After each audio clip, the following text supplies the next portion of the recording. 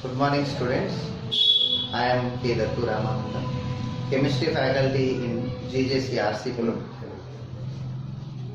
So, నా పేరు K Dattu Ramanandam, junior lecturer in chemistry, government junior college ఆర్సీపురంలో పనిచేస్తున్నాను. మా విద్యార్థుల కోసం ఇంపార్టెంట్ ఇంటర్మీడియట్ పబ్లిక్ ఎగ్జామినేషన్ దృష్ట్యా ఏవైతే ఇంపార్టెంట్ ఉంటాయో దానికి సంబంధించిన కొన్ని క్లాసులు ఆన్లైన్లో రికార్డ్ చేసి మా పిల్లల దృష్ట్యా తయారు చేయడం జరుగుతుంది. ఇతరత్ర మిగతా విద్యార్థులకు ఏమైనా ఉపయోగపడినట్లయితే వాళ్ళు కూడా దాన్ని చూడొచ్చు. సో ఇవాళ ఇంటర్మీడియట్ ద్వితీయ సంవత్సరం మొదటి పాఠం కెమిస్ట్రీ రసాయన శాస్త్రంలోని మొదటి పాఠం ఘనస్థితి. దీన్ని ఇంగ్లీష్లో సాలిడ్ స్టేట్గా పిలువబడుతుంది.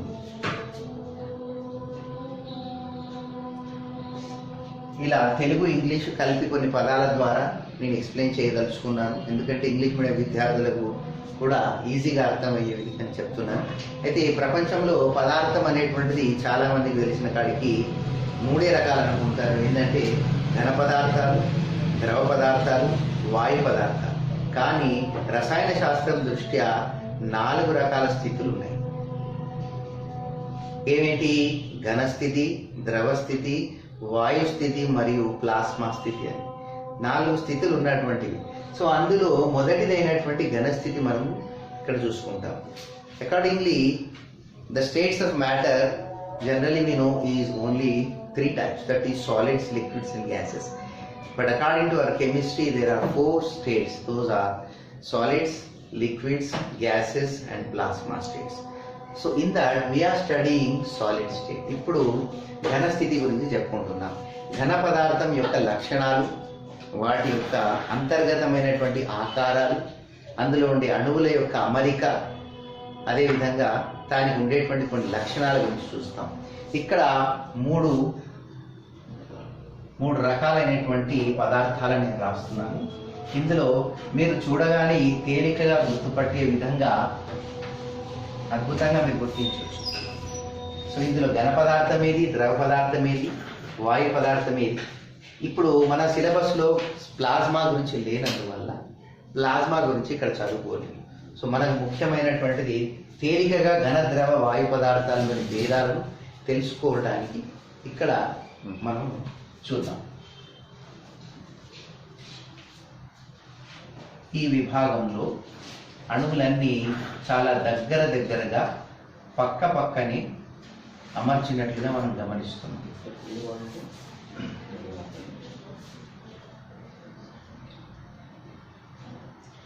So carefully observe the English medium students. Here the particles in this system are being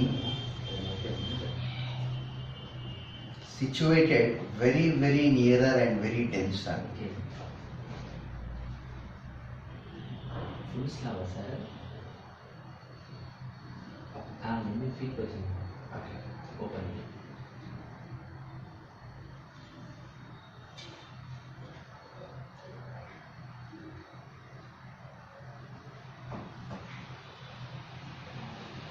By seeing these diagrams, you can carefully observe what may be the difference between the system.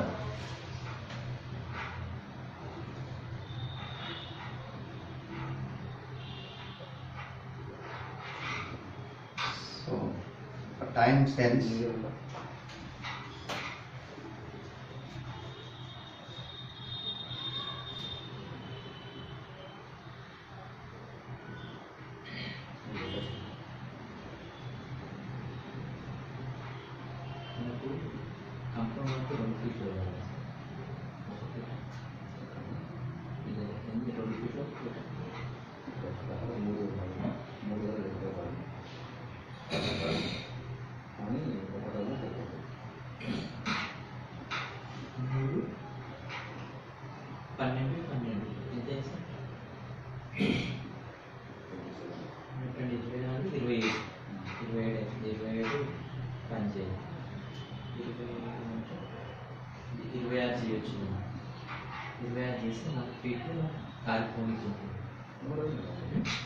అదే 4 ఫీట్లు దారి పెట్టాం. ఇక్కడ నుంచి వెళ్ళిపోతాం 4 ఫీట్లకి వెళ్ళిపోతాం. లేదంటే 11 షీట్లు తీసుకోవచ్చు. 11 షెడ్యూల్ తీసుకుంటే మీకు ఇక్కడ R-feet ఉంటుంది. So in this closed pack structure we can observe the particles are very much near. ఈ పదార్థంలోని లోపల ఉన్నటువంటి కణాలన్నీ కూడా చాలా దగ్గరగా అమర్చబడి ఉన్నాయి. ఇక్కడ రెండో విభాగంలో చూసినట్లయితే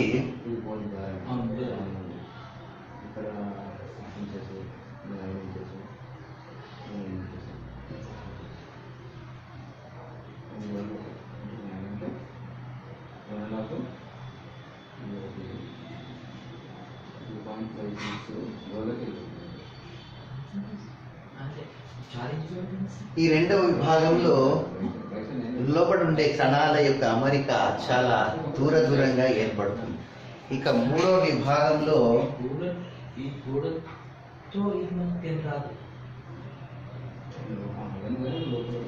ఈ విధంగా చాలా దూరంగా ఉండేటువంటి స్థితి. సో పదార్థం అనేటువంటిది ఇప్పుడున్న మూడు స్థితుల్లో మనం చూసుకున్నట్లయితే కణాలు దగ్గరగా అమర్చబడిన ఇలాంటి పదార్థాన్ని మనం ఘనస్థితిగా ఉంటుంది. ఇక్కడ రెండవ విభాగంలో కణాలు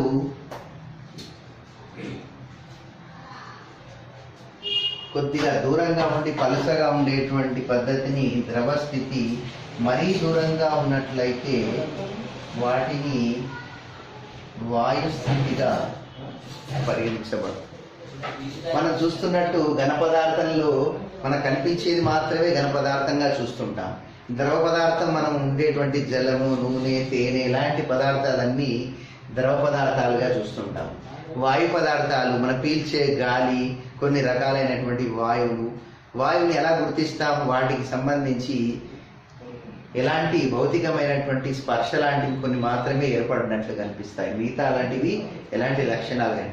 సో భౌతిక పరిస్థితిలో ఉన్నట్లయితే భౌతిక శాస్త్ర రీత్యా ఘన పదార్థాలకి రకరకాలైనటువంటి ధర్మాలు ఉంటాయి. చూడటానికి ఆకారం ఉంటుంది, దాన్ని పట్టుకోగలం, దానికి నిర్ణీతమైనటువంటి ద్రవ్యరాశి ఉంటుంది, సాంద్రత ఉంటుంది, దాన్ని మనం ముక్కలుగా పగలగొట్టి చూడవచ్చు. ఈ విధమైనటువంటి పరిస్థితి ఘన పదార్థంలో ఏర్పడుతుంది. అది ద్రవ పదార్థాన్ని మనము చేతిలో పట్టుకుంటే జారిపోతుంది. అదేవిధంగా ఇలా చేతిలో మనం కొంతసేపు ఇలా ఒక గిన్నెలో పోసినట్లయితే ద్రవ పదార్థం అలాగే ఉండిపోతుంది. అదే వాయు పదార్థం కనుక తీసుకున్నట్లయితే వాయువును మనము బంధించలేము. ఒక గాలి బుడగ లాంటిది లేదా బెలూన్స్లో కానీ గాలి నింపి మనం వాటిని ఉన్నది అనేటువంటిది మనం నిర్ధారణ చేసుకునే అవకాశం ఉంటుంది. సో ఇందులో ఘన పదార్థంలోని కణాలని ఎలా ఉన్నాయి? దగ్గరగా పక్కనే సాంద్రత ఎక్కువగా ఉంటుంది. సాంద్రత ఎక్కువ. అది ద్రవ పదార్థంలో సాంద్రత తక్కువ. వాయు పదార్థంలోని సాంద్రత చాలా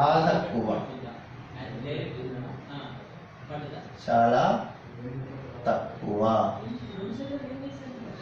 So by seeing this diagram we can carefully understand this as a solid, liquid and gas. In a solid state, the internal particles, what are the composition of the particles, they will be aligned very closely and whose density will be more, highest density. And whereas in a liquid state, density will be low, less, and here very less density. So these are the three states of matter we can study now in the first chapter. So in the first chapter, out of these three states, already in the first year we have studied about the gaseous states.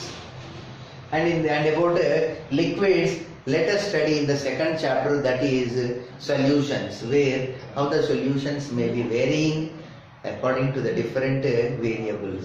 And now in this chapter we are going to study the solid state. ఈ మనకు ప్రథమ సంవత్సరంలో పదార్థము, స్థితులు, వాయువుల గురించి ఒక chapter మనం ఆల్రెడీ చదువుకున్నాం. అదేవిధంగా ద్రవ స్థితిని గురించి చదవాలంటే రెండో పాఠమైనటువంటి ద్రావణాల్లో వెళ్తే అక్కడ మనకు కొంత తెలుస్తుంది. అదే ఇప్పుడు మొదటి పాఠంలో ఘన స్థితి గురించి మనం తెలుసుకుందాం.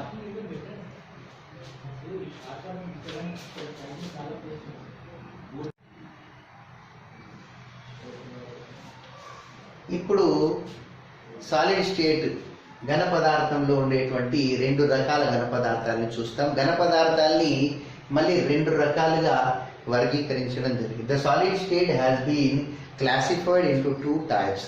First one is crystal and second one is amorphous. ఆ ఘన స్థితిని స్ఫటికాలు, అస్ఫాటికాలుగా వర్గీకరించడం జరిగింది. ఇప్పుడు స్ఫటికానికి ఒక ఉదాహరణ ఏంటంటే వజ్రం, అస్ఫాటికానికి ఒక ఉదాహరణ ఏంటంటే graphite.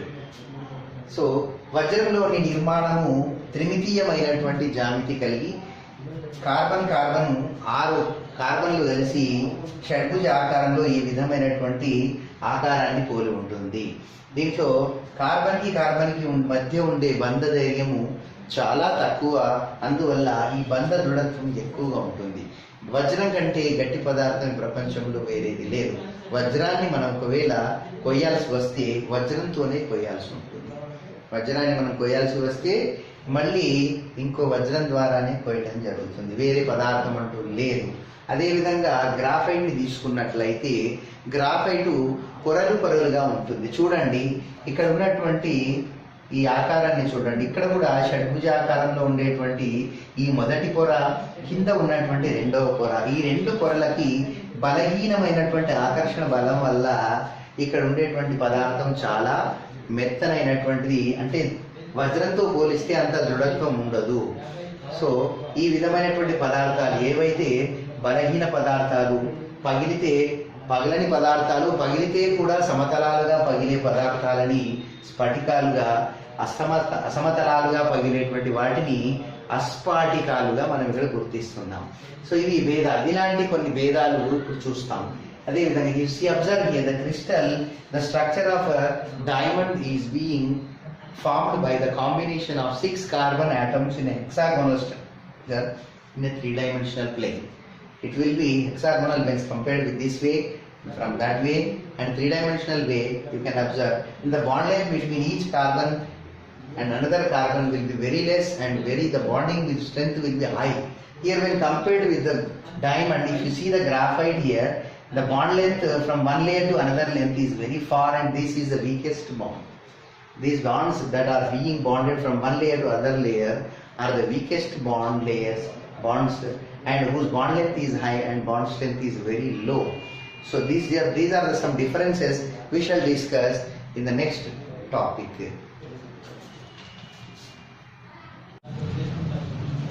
So now these are some differences between crystalline and amorphous solids. So first I will explain in English, later on try to explain in Telugu. So first of all, a crystalline solid has got a definite geometry. When we compare exactly the shape of the crystalline is definite geometry. When we can take a solid just like a square, rhombus, a rectangle, whatever, the shape must be a regular shape. It must be having the sharp edges and everything must be in a regular shape that we can say it's a shape. But whereas a amorphous state may not be having the regular, it may be regular shape. For example, the powders, you can say some soft things, whatever it may be, those who not have. For example, you take some solids other than you take some tar. Have you observed the tar? Tar doesn't have any structure. If you put it on the floor, it will spread away and it becomes another shape. So such type of things are considered as amorphous. Powders are also, we cannot say their exact shape. So such type of things are amorphous. The second difference is when the crystalline solid is being cut. For example, we have taken diamond. When the diamond has cut, it doesn't lose its shape, and it's a definite I mean to say that definite shapes and definite XYZ planes. I mean to say that it is a three-dimensional structure, XYZ. Its planes must be in a particular way. It must be a soft plane. It must be just like a soft plane. Such type of are called crystalline. Whereas amorphous, when they are broken or cut, they doesn't have any soft planes. They will be in different planes, irregular shapes. Such types of things are called amorphous. And the characteristic enthalpy of fusion, when a crystal is being heated to fuse them. To heat a crystalline, you will be supplying a considered temperature, a particular temperature. At a particular temperature only, this crystalline will start to fuse. At a particular temperature only, the crystalline will be starting to fuse. But when we consider about amorphous, it won't get fused at a particular temperature. If you go on heating, at some particular places it will be melted, and at some places it may not be melted, and may not be hot also. Such type of things, if you take a pan, put some salt, a heap of salt, the bottom side salt will be automatically get hot, and it may be sugar or else whatever it may be, it will be melted, and upper side it won't melt. Such things are called amorphous. And the next thing is anisotropic and isotropic. So here we have said that it is anisotropic, means it doesn't have a particular characteristic conductivity or whatever it may be. So such type of thing is called anisotropic. It is isotropic.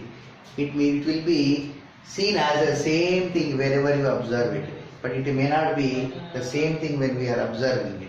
For example, to take a light, if you made a light to be incident upon a diamond, the particular diamond will be having some. That means anisotropic means if a ray of light is passed into a diamond, the ray of light will be totally internally reflected and in different angles and different directions. So in giving, the diamond will be automatically shone. That is the main another characteristic feature of a crystalline. But whereas you focus the light upon only one thing, then that particular thing will be seen, the other particular will not be illuminated. That ray cannot travel in all other directions. That means the ray of light or whatever it may be, it will be passed in all directions that are possible in crystalline. But whereas when compared with amorphous, these amorphous will not show the same property, only in one direction that will be shown. Such a difference. And these are true solids. What does it mean by true solids and false solids will be existing? No. True solids means these solids are true, naturally found.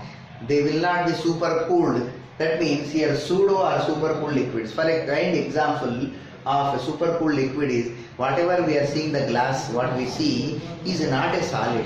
It is a supercooled liquid. So such are not, actually its state is in only liquid state, but when are supercooled, they become brittle and they become hardened and they become amorphous solid. So for example of supercooled is glass, and whereas here it is a quartz. It is a naturally hardest crystalline process, which is a true solid. And whereas pseudo or else which cannot be existed, but we are making to exist.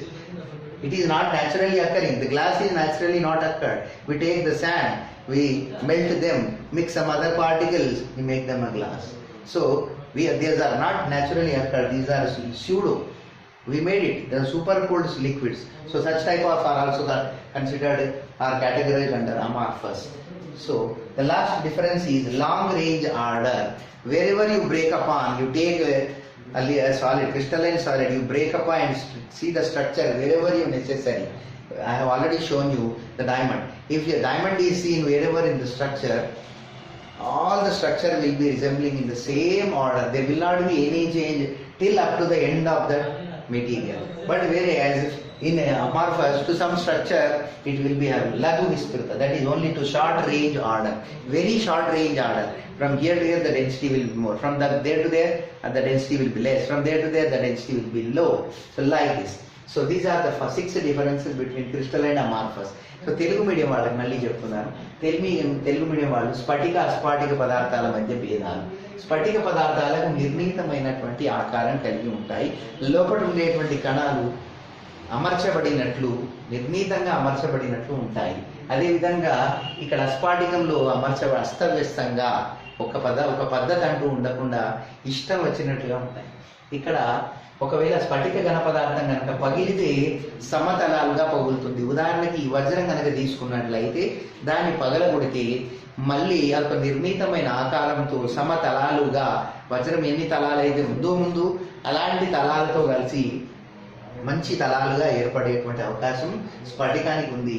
అదే అస్ఫాటిక ఘన పదార్థంలో తలాలు అనేటువంటివి ఉండవు, అస్తవ్యస్తంగా పగులుతుంది కాబట్టి దాని ఆకారమే అస్తవ్యస్తంగా ఉంది.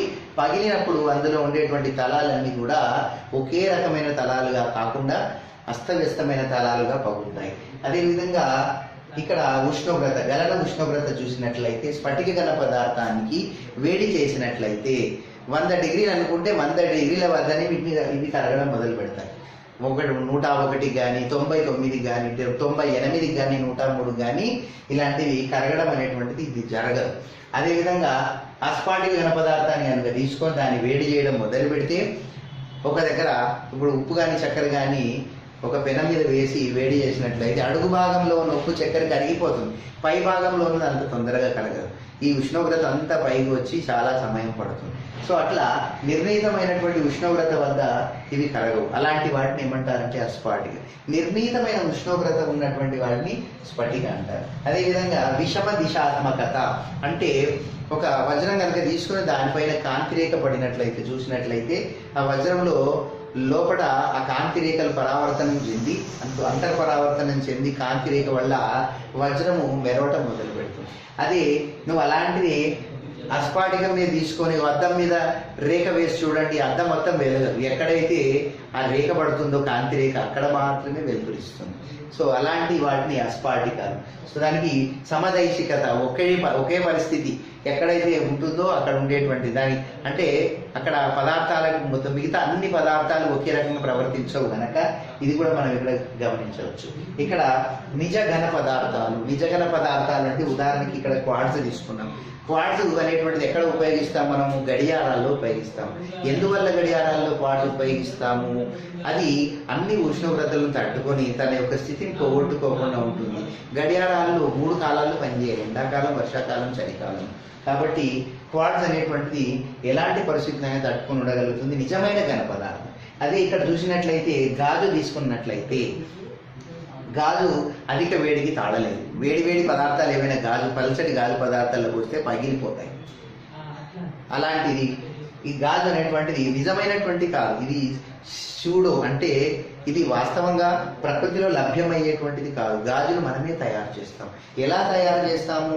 ఇసుకని బాగా వేడి చేసి అందులో కొన్ని రసాయన పదార్థాలు వేసి వాటిని బాగా ద్రవీభవనం చేసి ఆ ద్రవాన్ని అతి శీతలీకృత అంటే దాని ఉష్ణోగ్రతను చాలా తక్కువగా దాని ఉష్ణోగ్రతను తగ్గించినట్లయితే అవి ఘన పదార్థాలుగా మనకు కనిపిస్తాయి. వాస్తవంగా దాని స్థితి ఏమిటి? అతి శీతలీకృత ద్రవాలు అంటారు. గాజు పరిస్థితి ఇప్పుడు ఎంసెట్లో కూడా ఈ క్వశ్చన్ అడిగారు చాలాసార్లు. గాజు యొక్క స్థితి, గాజు ఘన పదార్థమా ద్రవ పదార్థమా అని అడిగితే ఏం రాయాలి? అతి శీతలీకృత ద్రవ పదార్థం అన్నారు. ఇలాంటి పదార్థాలన్నీ కూడా అస్ఫాటిక ఘన పదార్థం కింద పరిగణించబడతాయి. ఇక చివరిది దీర్ఘ విస్తృత ఆకారాలు కలిగి ఉంటుంది. దీర్ఘ విస్తృతము అంటే విస్తృతి చాలా ఎక్కువగా ఉంటుంది, అధికమైనటువంటి విస్తృతి. అంటే ఇప్పుడు ఏ పదార్థం ఉంది, ఈ స్ఫటిక ఘన పదార్థాన్ని తీసుకొని ప్రతి చోట ఇక్కడి నుంచి కాకుండా చివరి వరకు ఎక్కడైనా సరే, ఉదాహరణకి ఇది ఒక స్ఫటిక ఘన పదార్థం అనుకుంటే ఈ మూల నుంచి ఈ మూల ఎక్కడ మీరు ఖండించి లోపల ఉన్నటువంటి పదార్థం యొక్క అమరిక చూసినట్లయినా ఒకే రకమైనటువంటి జామితి కలిగి ఉంటుంది. అదే అస్ఫాటిక ఘన పదార్థం కనుక చూసినట్లయితే అస్ఫాటిక ఘన పదార్థంలో ఒక దగ్గర సాంద్రత ఎక్కువగాను, ఇక్కడ సాంద్రత తక్కువగాను, ఇక్కడ సాంద్రత మరి వేరుగాను భిన్నంగా ఉంటుంది. ఇలాంటి వాటిని లఘు విస్తృతం అంటే లఘు అంటే తక్కువ, ఈ ప్రాంతం నుంచి ఈ ప్రాంతం వరకు మాత్రమే, ఈ ప్రాంతం నుంచి ఈ ప్రాంతం వరకు మాత్రమే, ఈ ప్రాంతం నుంచి ఇట్లా ప్రాంతాల వారీగా సాంద్రత కలిగి ఉంటుంది. ఇక ఉదాహరణలు చెప్పుకోవచ్చు. ఇక్కడ క్వార్ట్జ్, డైమండ్ అనేటువంటివి మనం ఉదాహరణగా రాసుకోవచ్చు స్ఫటికాలకి. అస్ఫాటికకి గ్లాసు, గ్రాఫైట్ రాసుకోవచ్చు. సో ఇది మనకు ప్రతి సంవత్సరము ఎక్కడో ఒకసారి ఇవి అడుగుతూనే ఉంటాడు వీటికి సంబంధించి. ఇంకొక ఉదాహరణ ఏంటంటే వజ్రం అనేటువంటి దానికి డైమండ్కి ఉండేటువంటి తేడాలు సాధారణంగా ఇందాక చెప్పుకున్నాం. So the differences between diamond and graphite is diamond is not conductor because but where as graphite is a good conductor. ఎందువల్ల అంటే డైమండ్లో ఉండేటువంటి ఆకారంలో బంధాలన్నీ కూడా దగ్గర, డైమండ్ మంచి వాహకము, గ్రాఫైట్ వాహకం కాదని అడుగుతాడు యాన్యువల్ ఎగ్జామ్లో. డైమండ్ ఎందుకు గ్రాఫైట్ అవుతుంది, ఎందుకు వాహకం కాదు, గ్రాఫైట్ ఎందుకు వాహకం అవుతుంది?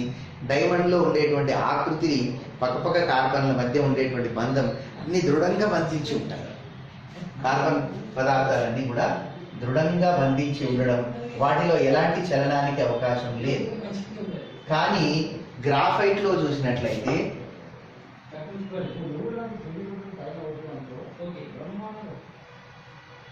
ఇలాంటి గ్రాఫైట్లో చూసినట్లయితే ఈ బంధాలు వీక్గా ఉండి, ఈ బంధాలు బలహీనంగా ఉండి, ఇందులో ఉండే ఎలక్ట్రాన్లు, బంధం అంటే ఏంటి, 2 ఎలక్ట్రాన్ల జంట. ఈ ఎలక్ట్రాన్లు ఈజీగా, ఈ ఎలక్ట్రాన్లు తేలికగా ఇటు నుంచి అటు, అటు నుంచి ఇటు జరగడానికి వీలు ఉంటుంది. అలాంటి పరిస్థితుల్లో ఇది వాహకంగా పనిచేస్తుంది. గ్రాఫైట్ అందువల్లనే వాహకంగా పనిచేస్తుంది. సో ఈ భేదాన్ని మనం 2 మార్కులు కనుక అడిగినట్లయితే అక్కడ so diamond is not a conductor and graphite is a good conductor. What may be the reason here? The carbons are strongly bonded with their covalent strongest bonds of sigma bonds here. Here also sigma bonds, but due to the layer structure, the electron pairs are readily to move here. The electrons are feasibility. There is a feasibility of moving of electrons here.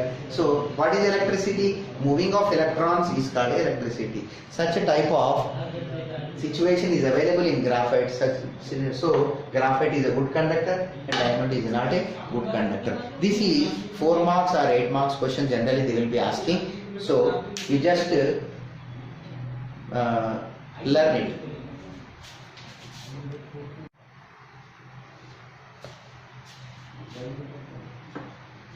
ఇప్పుడు ఘన పదార్థాల గురించి చదువుకున్నాం, ఘన పదార్థాల్లోని భేదాలను చదువుకున్నాం, ఘన పదార్థాల్లో రకాలు అంటే స్ఫటిక, అస్ఫాటిక 2 రకాలు. అయితే ఈ ఘన పదార్థాల్లో కూడా చాలా రకాల ఘన పదార్థాల్లో కొన్ని లోపాలు ఉంటాయి.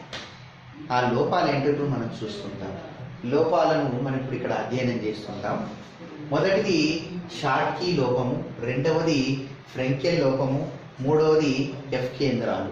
మొదటిది షాట్కీ లోపము, రెండవది ఫ్రెంకెల్ లోపము, మూడవది ఎఫ్ కేంద్రాలు.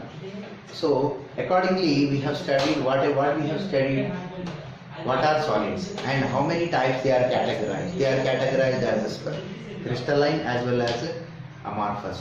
So in these solids also, these solids are not exactly perfect and they are not ideal solids. These solids have got some defects. In those, first one is Schottky defect, second one is Frenkel defect and third one is F center. Let us discuss these defects and how they will be formed naturally or artificially. We doesn't know. So here these defects are, we can observe here the structure he has given.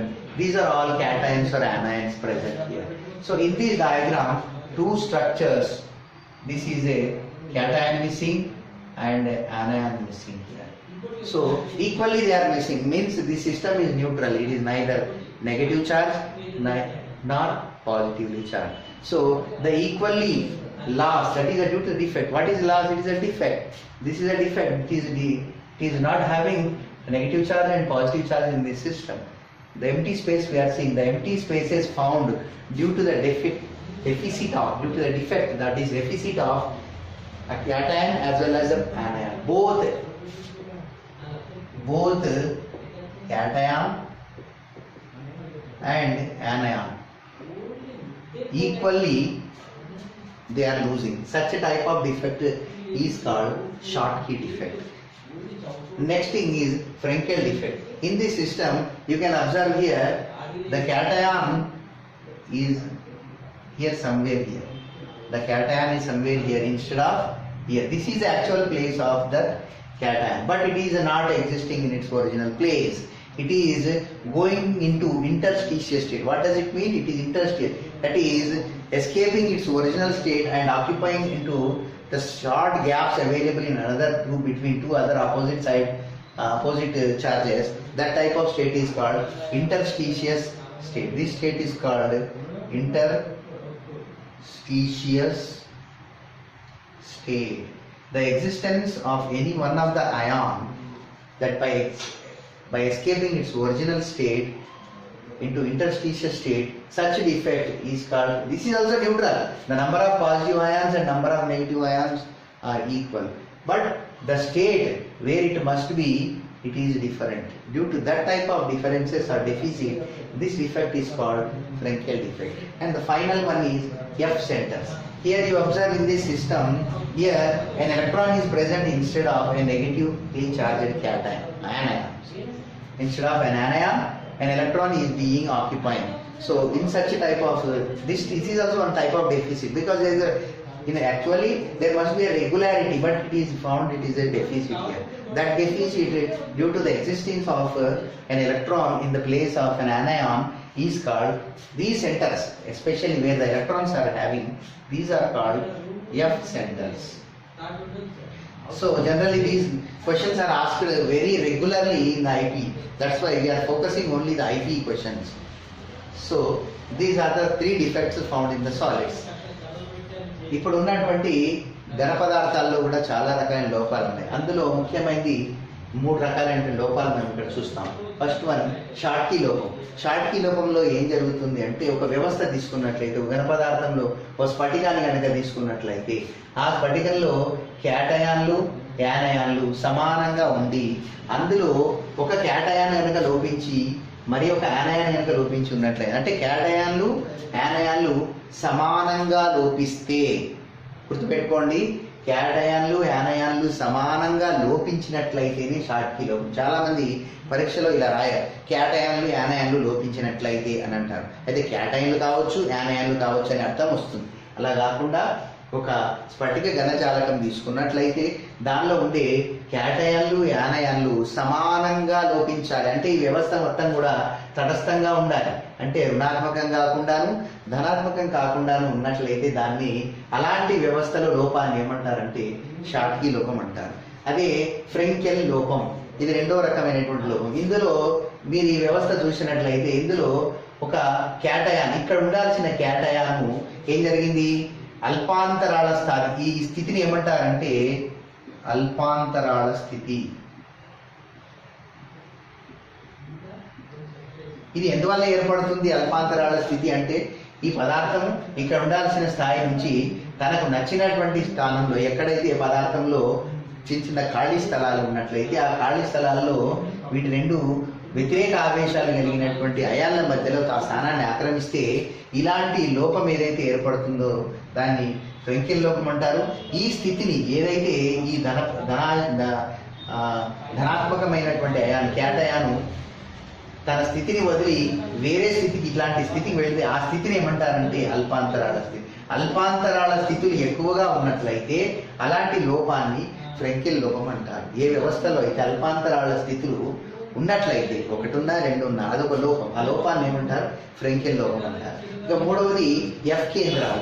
F కేంద్రాలు ఈ వ్యవస్థ చూసినట్లయితే ఇందులో రుణాత్మక ధనాత్మక అయాన్లు సమానంగా, ఇది కూడా తటస్థ వ్యవస్థ, ఇందులో కూడా రుణాత్మకమైన అయాన్ ఒకటి లోపించినట్లయితే అందులో ఆ భాగాన్ని ఒక ఎలక్ట్రాన్ పూరించడం జరుగుతుంది. అలాంటి ఈ కేంద్రాలు ఎక్కడైతే ఎలక్ట్రాన్లు ఉంటాయో ఆ ఎలక్ట్రాన్లు ఏమని అంటామంటే ఎఫ్ కేంద్రాలు అంటాం. సో ఇలాంటి 3 రకాలైన లోపాలు ఈ డయాగ్రాములతో సహా రాస్తే యాన్యువల్ ఎగ్జామ్లో ఇది 2 మార్కులు, ఇది 2 మార్కులు, ఇది 2 మార్కులు, 2 మార్కులకి దాని వివరణ, దాని యొక్క డయాగ్రామ్, ఇవి అన్ని రాస్తే మీకు 2 మార్కులు వచ్చే అవకాశం ఉంటుంది. ఇవి ఘన పదార్థాల్లోని లోపాలు. సో ఇప్పుడు వచ్చే టాపిక్ వచ్చేసి మనకు అయస్కాంత పదార్థాలు లేదా magnetic substances. So generally in our previous classes we have studied the magnetic materials are 3 different. Those are paramagnetic, diamagnetic and ferromagnetic. But in this chapter we are going to study anti-ferromagnetic and ferrimagnetic also. So how they can be, we shall discuss. The paramagnetic substances are the substances which are weakly attracted by a magnetic field. If you take a magnetic field, put a magnet inside, they put a magnet on a paper and put a paramagnetic substances in the surroundings of the magnetic field, then they are weakly attracted. Examples are oxygen, Cu plus 2, Fe plus 3, Cr plus 3 ions. So these are paramagnetic substances.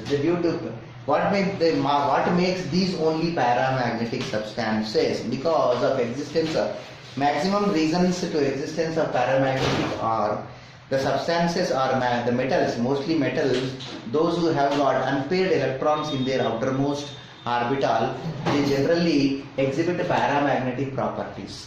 So coming to the point of a diamagnetic, they are weakly repelled. They are weakly repelled in a magnetic field. Example are water, NaCl, C6H6. So this is also a different property. They won't attract it. Take a magnet, put on a paper and put these substances inside the magnetic field. They will be weakly repelled. Instead of attracting, they will be repelled. Such a property exhibiting substances are called diamagnetic substances. The examples I have given. Why they are diamagnetic means the maximum reasons in the chemistry is due to the existence of paired electrons in their outermost electronic levels, that is outermost orbitals. The paired electrons will be there. Those, they don't have any momentum. They don't have any rotatory momentum or whatever it may be. It won't be attracted by the magnetic field. They will be instead, they will be repelled weakly. So they are diamagnetic in nature. Third one is ferromagnetic substances. We are very much familiar with ferromagnetic substances. They are strongly attracted by a magnetic field. Take a magnet, put on a paper and put some magnetic materials nearer to the field, they will be strongly attracted. So examples are iron, cobalt, nickel, chromium dioxide. So these are the ferromagnetic materials. So what makes them ferromagnetic? The inside, the particles inside the material will be aligned in such a way that they will be having a polar characteristic feature, that is they are automatically aligned into a polar, that is maybe north pole or south pole on either sides, and they will be strongly attracted by. What is a magnet? Magnetic is also a polar. It has got two poles. One is a north pole and a south pole. So opposite poles will be automatically attracted, and Earth is also the greatest magnet. Earth's north pole and south pole. Okay. North pole and south pole we have studied on Earth. Like that only here, the magnetic field is also having two poles. One is the north pole and another one is the south pole. So automatically the ferromagnetic substance, when they are when they were kept in contact with the magnetic field, the particles inside that material will automatically align accordingly as that of a magnet. So they will be automatically attracted by the magnetic field. And here the new items we are studying in this chapter, those are anti-ferromagnetic. For example, manganese oxide is there.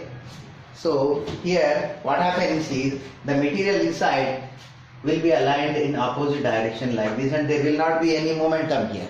There will not be any angular momentum because the north pole, south pole, north pole, south pole, north pole, south pole, automatically they are neutralized. The net momentum will be zero, and they will not be having any sort of momentum, and there is no chance of magnetism in this. And last one is ferromagnetic particles. These particles, inside these particles, the materials will be aligned in such a way. Two of them will be one situation and one will be in opposite. Two will be in one situation and opposite another. So these particles are ferromagnetic. They too have got some magnetic systems. They will be, but not as strong as ferromagnetic. So these all the ferrates, what are we are seeing here? This is, what is this? We have studied. This is iron oxides and magnesium iron oxide, zinc iron oxides here. These are also categorized under ferrimagnetic. Telugu medium వాళ్ళు చూడండి, ఇక్కడ అయస్కాంత పదార్థాలు గతంలో మనం చదువుకున్నట్లయితే 10వ తరగతి, 9వ తరగతి, 8వ తరగతిలో అయస్కాంత పదార్థాలు మనం 3 రకాలుగా వర్గీకరించుకొని చదువుకున్నాం. మొదటిది పరాయస్కాంతము, డయాయస్కాంతము, ఫెర్రో అయస్కాంత పదార్థాలు. కానీ ఇక్కడ మనం ఇంటర్మీడియట్లో ఇంకా 2 రకాల అయస్కాంత పదార్థాల గురించి చదువుతాం. మొదటి నుంచి ఈ పరాయస్కాంత పదార్థాలు అనేవి అయస్కాంత క్షేత్రంలో బలహీనంగా ఆకర్షింపబడతాయి. అయస్కాంత క్షేత్రంలో చాలా బలహీనంగా. ఎందువల్ల అంటే దీంట్లో ఒక ముఖ్యమైన కారణం ఏమిటంటే ఇందులో ఉండేటువంటి ఏవైతే పదార్థాల యొక్క అణువుల్లో పరమాణువుల్లో ఉండేటువంటి చిట్ట చివరి కర్పరంలోని ఎలక్ట్రాన్లు జత కూడనివి, అంటే ఏక ఎలక్ట్రాన్లు, వాటికి జత లేవు, ఒంటరి ఎలక్ట్రాన్ ఉండడం వల్ల పరాయస్కాంత పదార్థాలుగా ప్రవర్తిస్తాయి. ఉదాహరణకి ఆక్సిజన్ Cu+2, Fe+3, Cr+3 అనేటువంటి క్యాటయాన్లు. సో రెండవ భాగం వచ్చేసి దయాయస్కాంత పదార్థాలు. ఈ దయాయస్కాంత పదార్థాలు అయస్కాంత క్షేత్రంలో గనక పంపించినట్లయితే బలహీనంగా వికర్షింపబడతాయి. అంటే దీనిలో ఏం జరుగుతుంది, చిట్ట చివరి కర్పరంలో ఇందులో ఉండేటువంటి అణువులు లేదా పరమాణువుల్లో చిట్ట చివరి కర్పరంలో ఉన్నటువంటి ఎలక్ట్రాన్లు జంటలుగా ఉండడం వల్ల వీటిపైన అయస్కాంతం యొక్క ఆకర్షణ శక్తికి బదులుగా వికర్షణ శక్తి ఏర్పడడం వల్ల ఇవి బలహీనంగా వికర్షింపబడతాయి. అదేవిధంగా ఫెర్రో అయస్కాంత పదార్థాలు ఇవి బలంగా ఆకర్షింపబడేవి. అయస్కాంత క్షేత్రంలో కనుక వాటిని పంపించినట్లయితే ఇవి చాలా బలంగా ఆకర్షింపబడతాయి. కారణం ఏమిటంటే అయస్కాంత పదార్థంలో వాటిలో ఉండే కణాలు నిర్ణీతంగా వాటిలో ఉండేటువంటి డైరెక్షన్స్, వాటిలో ఉండేటువంటి దిశలు ఒకే వైపుగా ఉండడం జరుగుతుంది. అలాగే వాటి క్షేత్రంలో రాగానే ఈ యొక్క ఫెర్రో అయస్కాంత పదార్థాల్లో వివిధ దిశల్లో ఉన్నటువంటివన్నీ కూడా ఒకే దిశగా, ఇవన్నీ చూడండి, ఈ బొమ్మ గమనించినట్లయితే అన్నీ కూడా ఒకే దిశను సూచిస్తున్నాయి. ఇలా ఒకే దిశ వైపు సూచించే పదార్థాలు ఏర్పడతాయి. ఎక్కడ అయస్కాంత క్షేత్రంలో వీటిని ప్రవేశపెట్టినట్లయితే వీటిలో ఉన్నటువంటి కణాలన్నీ ఒకే రకమైనటువంటి అయస్కాంత పదార్థం యొక్క ఆకృతిని పొంది వాటితో బలంగా ఆకర్షింపబడతాయి. ఉదాహరణకి ఐరన్, కోబాల్ట్, నికెల్, క్రోమియం ఆక్సైడ్లు. ఇక నాలుగవది యాంటీఫెర్రో అయస్కాంత పదార్థాలు. యాంటీఫెర్రో అయస్కాంత పదార్థాల్లో భ్రామకం ఉండదు. దీంట్లో ఉదాహరణకి మ్యాంగనస్ ఆక్సైడ్. ఇందులో ఉండే కణాలు ఈ విధంగా ఒకటి సవ్య దిశలో, మరోది అపసవ్య దిశలో, ఒకటి మొత్తానికి ఈ వ్యవస్థలో భ్రామకం ఏమీ లేకుండా అయస్కాంత క్షేత్రంలో వీటికి పని ఏమీ ఉండదు. ఇక ఐదవది ఫెర్రి అయస్కాంత పదార్థం. ఈ ఫెర్రి అయస్కాంత పదార్థం వీటి కొన్ని అంటే ఫెర్రోమాగ్నెటిక్ అంటే కొద్దిగా బలహీనంగా ఉండటం. వీటిలో ఉండే కణాలను గుర్తించినట్లయితే కొన్ని సవ్య దిశలో ఉన్నట్లయితే రెండు సవ్య దిశలో, ఒకటి అపసవ్య దిశలో, రెండు సవ్య దిశలో, మరొకటి అపసవ్య దిశ. ఈ విధమైనటువంటి నిర్మాణాన్ని అవి ప్రవర్తించడం వల్ల ఈ ఫెర్రి అయస్కాంత పదార్థాలు బలహీనంగా, అంటే ఫెర్రో అయస్కాంత పదార్థాల కంటే కొద్దిగా బలహీనంగా ఆకర్షింపబడతాయి. ఉదాహరణకు అన్ని ఫెర్రేట్లు, మెగ్నీషియం ఫెర్రేటు, జింక్ ఫెర్రేటు, ఫెర్రైట్, ఇవన్నీ కూడా ఫెర్రి అయస్కాంత పదార్థాలుగా వర్గీకరించడం జరుగుతుంది. ఇవి ప్రతిసారి ఏదో ఒక క్వశ్చన్ రూపంలో యాన్యువల్ ఎగ్జామ్ లోపల అడగడం జరుగుతుంది. 2 మార్కులకు అడిగి ఉదాహరణ అడుగుతాడు. సో ఇవి వాటికి సంబంధించిన వివరణ మనం సొంత పదాల్లో రాసిన, నిర్వచన రూపంలో రాసిన వాటికి ఉదాహరణ రాస్తే మీకు 2 మార్కులు వస్తాయి. If you right all these material, if you just remember what paramagnetic these magnetic materials, and if you express its characteristic features in your own words or else in the definition form along with an example, you are being awarded 2 marks. Regularly these questions are asking in IPE. Only we are focusing on online classes only on the regularly asking questions, not on the other things. We shall discuss it later on if it is time it is there. Thank you very much.